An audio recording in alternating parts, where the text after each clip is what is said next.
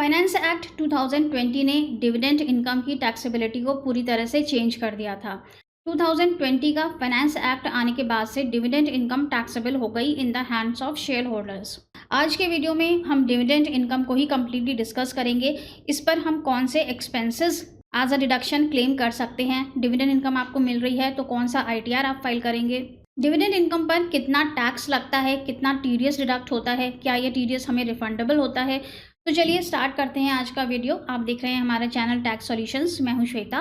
Channel पर नए हैं तो सब्सक्राइब ज़रूर कर लीजिएगा और अगर ये वीडियो अच्छा लगता है तो इसे प्लीज़ लाइक कर दीजिएगा। तो डिविडेंड इनकम टैक्सेबल होती है in the hands of share holders. Share holders मतलब कि आपने शेयर्स परचेज किए हुए हैं या म्यूचुअल फंड्स लिए हुए हैं तो डिविडेंड इनकम पर आपको ही टैक्स देना होगा।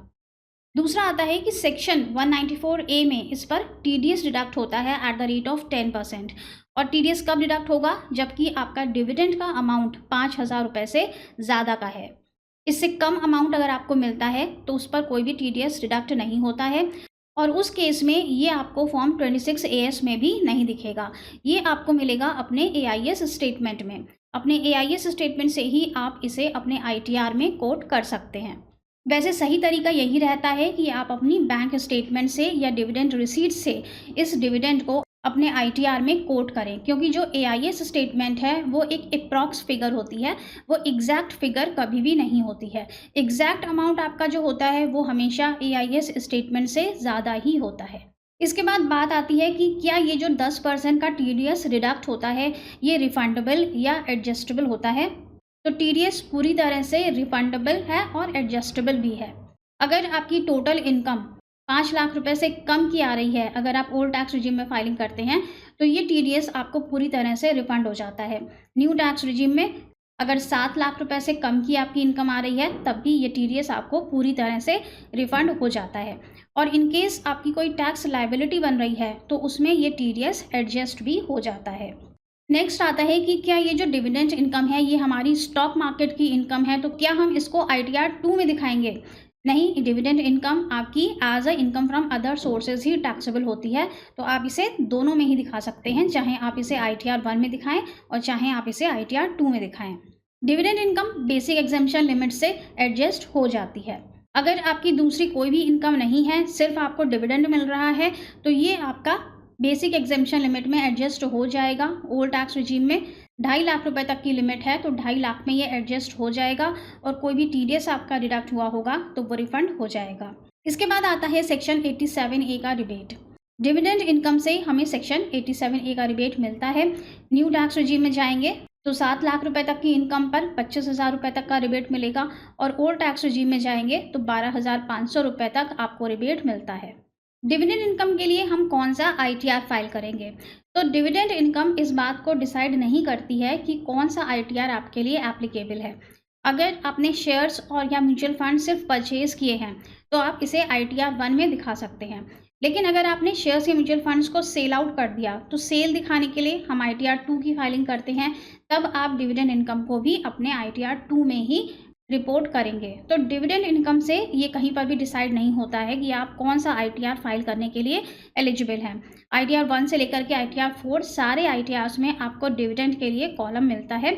जो भी ITR आपके ऊपर एप्लीकेबल है वही आप चूज़ करेंगे और डिविडेंड इनकम को as income from other sources ही दिखाएंगे। क्या डिविडेंड इनकम से हमें कोई डिडक्शंस भी मिलते हैं? तो इससे हमें कोई भी एक्सपेंसेस नहीं मिलते हैं, चाहे वो ब्रोकरेज हो या डीमेट अकाउंट के चार्जेस हों या सैलरी के एक्सपेंसेस हों। सिर्फ एक डिडक्शन यहाँ से आपको मिलता है, वो है इंटरेस्ट पेड ऑन लोन। अब ये कौन सा लोन है? ये होम लोन बिल्कुल भी नहीं है।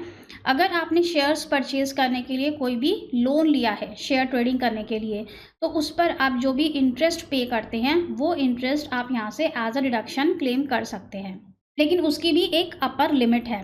अगर आपका इंटरेस्ट पोर्शन काफ़ी ज़्यादा है तो आप डिविडेंड इनकम का 20% से ज़्यादा एज अ डिडक्शन क्लेम नहीं कर सकते। तो सिर्फ यही एक डिडक्शन मिलता है आपको, इंटरेस्ट पेड ऑन लोन। इसके अलावा कोई भी डिडक्शन आपको डिविडेंड इनकम से नहीं मिलता है।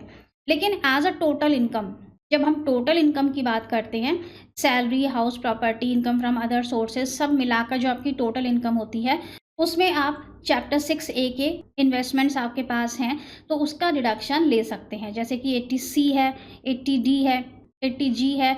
तो ये सारे डिडक्शन आपको डिविडेंड इनकम से मिल जाते हैं। क्या हम अपने टीडीएस को बचा सकते हैं जो हमारी डिविडेंड पे कट रहा है? इसके लिए सेम वैसे ही जैसे कि बैंक में हम टीडीएस बचाने के लिए फॉर्म सबमिट करते हैं, वैसे ही आप यहाँ पर भी एएमसी को या म्यूचुअल फंड कंपनी को फॉर्म सबमिट कर सकते हैं कि आपका टीडीएस ना काटा जाए।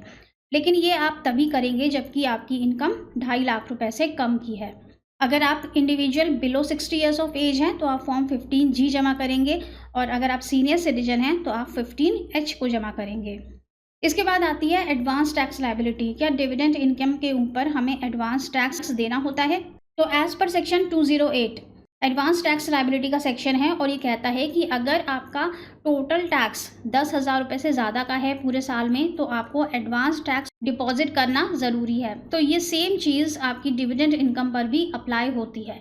अगर आपकी डिविडेंड इनकम इतनी ज़्यादा है कि उसका जो टैक्स अमाउंट है वो 10,000 रुपये से ज़्यादा का बन रहा है, तो आपको एडवांस में टैक्स जमा कराना चाहिए, वरना जब आप आईटीआर फाइलिंग करेंगे तो उस टाइम पर आपको इसके ऊपर इंटरेस्ट लग जाएगा।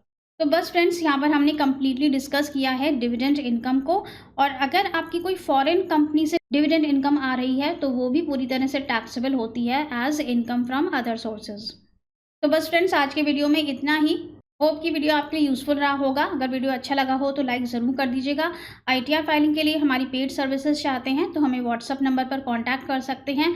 मिलेंगे नेक्स्ट वीडियो में। Till then stay safe and healthy. Bye bye.